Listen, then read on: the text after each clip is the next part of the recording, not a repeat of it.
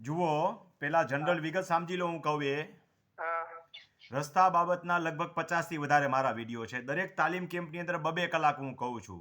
હા હવે જે લોકો ફેસબુકમાં સાંભળે છે એમને રેગ્યુલર આ બધા વિડીયો મળતા નથી. યુટ્યુબમાં જઈને માત્ર રમણીકભાઈ કોટડિયા લખો એટલે હા તમામ વિડીયો જે એમાં માહિતી માર્ગદર્શન આપેલું હોય એ હા સિક્વન્સમાં મળે છે.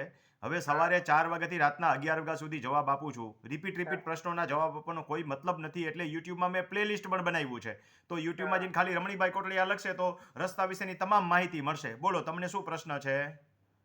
એટલે મારા દસ્તાવેજમાં લખેલ છે કે રસ્તો છે, પણ જેનામાં રસ્તો છે એની વિગત ક્યાંય બીજે નથી. એમ માનો કે મનસુખભાઈના ખેતરમાં મારો રસ્તો છે, હમ તો મનસુખભાઈના ખેતરમાં એના દસ્તાવેજમાં લખેલ ન હોય એ તો કેમ છે? ન તો જ એ લખ્યું હોય કેવા ને, એનો હા દસ્તાવેજ ન બન્યો હોય એવું બને કે મૂળ એવું હોય ને માલિકની નામે જમીન હાલી વાપરેલી આવતી જમીન હોય જમીન તો હોય એનો બી ન હોય. તો તમારો રસ્તાનો અધિકાર એમને એમ કહેવાય, રસ્તો વાપરતા હોવા જોઈએ. વાપરીએ છીએ અમે તો બે પેટી ત્યાં. બસ, તો પ્રશ્ન ક્યાં ઊભો થયો? એટલે એ લોકો અમને ધમકી આપે છે એ કે તમારો હક નથી નાલો છે, હક નથી નાલો છે એમ. હવે આવું બધું શીખવું હોય ને તો હા રમણીકભાઈના તાલીમ કેમ્પ છે, એમાં હા પટેલોને આવવું જ નથી એટલે દુઃખી થવું છે. સાહેબ એમ નથી, મારી પટેલોની ઉંમર થઈ સંખ્યા ગઈ. સાંભળો મારી વાત, આ બળતરા કાઢવું જોઈએ. હું હા તમામ જ્ઞાતિને તાલીમ આપું છું. એ તો બરાબર છે. પટેલોની સંખ્યા, હું પટેલ છું એટલે જ નહીં, પણ આજુબાજુના પટેલોની સંખ્યા જોતા મારા તાલીમ કેમ્પમાં 75% હોવા જોઈએ. હા એને બદલે 25% નથી આવતા. બીજા નંબરમાં હું હા ડિસ્કાઉન્ટનું કહું તો ખેડૂતને, બીજા ગરીબ ન હોય તો ગરીબ થઈને મારી પાસે ડિસ્કાઉન્ટનો લાભ લઈ જાય છે. પટેલોને ડિસ્કાઉન્ટ કહું, ગરીબ થવું નથી અને આવવું નથી. ના, એ તો ચોરી કહેવાય ને, ખોટું બોલીને હા, લાભ લે પણ તો ચોરી કહેવાય. તો પછી યાર ન પોસાતું હોય તો હું કહું છું કે ઓછી ફીથી શીખવાડીશ, પણ આવવું તો જોઈએ ને. હા, એ બરાબર. મીઠા દાડા મૂળ નાખો તો ખોટો લાભ ન લેવાય. ખોટો લાભ ભલે પટેલો નથી લેતા, પણ સામે ફરિયાદ મારી એ છે કે પટેલોને શીખવાય આવવું જોઈએ ને. આવવું જોઈએ, આવવું જોઈએ. જો રસ્તા લખેલા ન હોય તો હા પણ રસ્તાના અધિકાર અબાધિત કહેવાય. આવું મારા અનેક વિડીયોમાં મેં કીધું છે.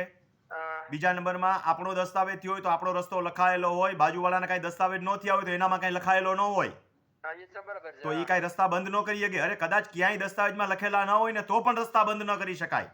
હા અને આના માટે ખોટી રીતે કોઈ રોકે તો કેસ કરવાના થાય. હવે કેસ હા કરો એટલે વકીલો 25, 30, 35 હજાર કાંઈ માપ નથી. આની ક્યાંય એમઆરપી નથી કેટલી ફી લઈ જાય. હા, એ તો બરાબર હવે છે. આવા કેસ હાવ સામાન્ય કહેવાય. એ હું જાતે હા લખતા શીખવાડું છું. બીજા દિવસે, રવિવારના દિવસે, પ્રથમ શનિવારના દિવસે છે ને, તાલીમ કેમ્પમાં બધી રેવન્યુની લગભગ ગયા વખતે મેં 64 આઈટમ શીખવાડી હતી. જેમાં હા અરજી, એફિડેવિટ અને એગ્રીમેન્ટ કેવી રીતે કરવા એ શીખવાડું છું. હા અને એ બધું પાછું યુટ્યુબમાં મૂકું છું. પણ એ ફેસબુકની અંદર છે ને રેગ્યુલર ન જોવા મળે. યુટ્યુબમાં હા, જઈને રમણીભાઈ કોટરિયા લખે ને પછી તાલીમ કેમ્પના વિડીયો જોવો તો બધું સિક્વન્સમાં જોવા મળે. એ તો મળી જાય. હા એટલું જ નહીં, અહીંયા આવીને શીખવું હોય તો આ બધી અરજીઓ આપું, નકલો આપું અને બધું પ્રેક્ટિકલી શીખવાડું છું. હવે બીજા હા દિવસે તમને જેમ દુઃખ છે એવી રીતે કોઈ રસ્તા રોકે તો ખોટી હા રીતે વકીલ રાખીએ. હવે 4-5 તારીખ હોય ને 4-5 તારીખના પૈસા આપણી પાસેથી એટલા બધા લઈ જાય જેટલા એક સિઝનમાં ખેડૂત પાસે 10 વીઘા જમીનમાં 25,000 50,000 વધતાય નથી. હા, એ સાચું હવે કાંઈ તમારું. મલાઈ નથી રે. હા પેલા છે ને 8 ફેટનું દૂધ આવતું હતું, હવે હાલું 3 ફેટનું દૂધ ઉતરે છે જમીનમાંથી. પેલા માખણનો પિંડો થતો હતો, હવે તો આંગળીએ ચાટીએ ગયા એટલું ખેતી જમીનમાંથી માંડ વધે છે. બધું મિલીમીટરમાં માપાવી જોઈએ, પેલા ફૂટમાં મીટરમાં માપવાના હતા.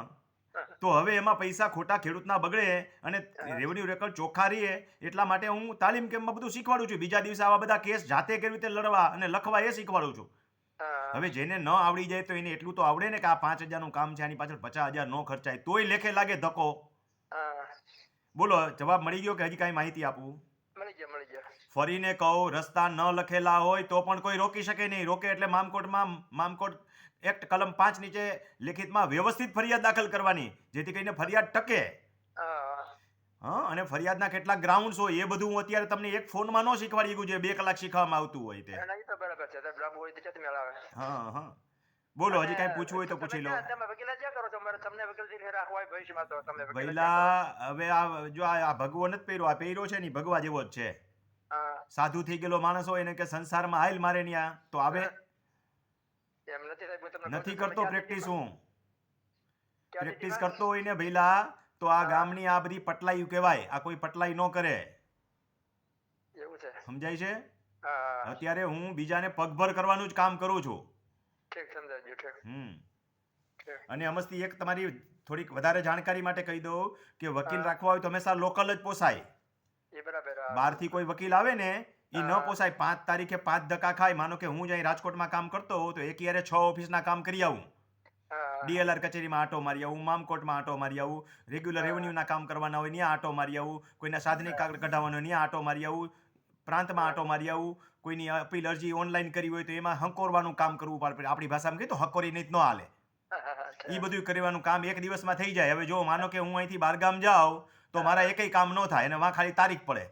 એ બરાબર. હવે આવા 6 ધક્કા ખાઈને તો ઓલો 50,000 ફી દે તોય ન પોહાય છે, 5,000નું કામ હોય. હા, બરાબર. એટલે વકીલ હંમેશા લોકલ જ રાખવાનો. હા, આટલી એક વધારાની શિખામણ આપી દીધી, આ બીજો પાઠ ભણાવી દીધો. હા, સારું. હા, બરોબર છે. પણ વકીલ કરતા આપણે તૈયાર થવું પડે. આપણે દાડિયા હોય હા. એને ખેતરે ન જાય અને એને કહી દઈએ તું દવા છાંટી દે તો કેવી છાંટે? એ તો કઈ મેળ ન હોય ને, એનો તો શું આપણે માથે ઊભું રહેવું પડે ને. ઉભું રહેવું પડે. હવે માથે મારા જેવો જેને કોઈ દી ખેતરમાં ગયો નથી, ઈ જઈને ઊભો રહીએ તો એ હું ન્યાલ કરી દઈએ? એને ખેતીની જમીનમાં ખબર પડવી જોઈએ ને. ના, જતે વિશેનો અનુભવ હોય તો જ મેળ આવે ને. હા, બસ એની જેમ આપણને પોતાને ખબર હોય ને તો વકીલ પાસે આપણે સારી રીતે કામ કરાવી શકીએ બરાબર. અથવા જાતે કરી શકીએ. હા, પણ આપણને જ ખબર ન હોય તો ભેરાઈ જાય આપણું ખેતર. થાય એવું. સમજાય છે? ભેરાઈ જવું એટલે અમારી દુકાનવાળી પાસે સમજાય ને. હા, ભેરાઈ જાય પછી. અને અત્યારે મોટાભાગના ખેડૂતોના ખેતર બિચારાના રેવન્યુ દ્રષ્ટિએ ભેરાઈ ગયેલા જ છે. કાંઈક ને કાંઈક ક્ષતિઓ હોય જ અને કાંઈક માણસો જે અળવિતરા થઈ ગયા છે, ન હોય તો કોકનામાં ખોટું બિયારણ નાખે, સમજ્યા? એટલે કે કંઈક ને કંઈક અડચણ ઊભી કરે, પરિણામે બેયને નુકસાની જાય. હા, ચાલો, ભલે જવાબ મળી ગયા બધા. Sir, thank you. ભલે, આવજો ભાઈ. હા, હા, બાય. બીજા ખેડૂતોને કહેતા રહેજો કે યુટ્યુબમાં જઈને રમણીભાઈ કોટડિયા લખ તો ઘરે બેઠા આવું માર્ગદર્શન ઘણું મળશે. નકામા યુટ્યુબના વિડીયો જોવા એના કરતાં કામના જોશે ને તો ખેતીની જમીન બચશે. 100માંથી 90માં કંઈક ને કંઈક નાના મોટી ક્ષતિઓ હોય જ છે. હોય છે. તો જોશે તો એને કંઈક આવડત આવશે. હા, ભલે ભલે.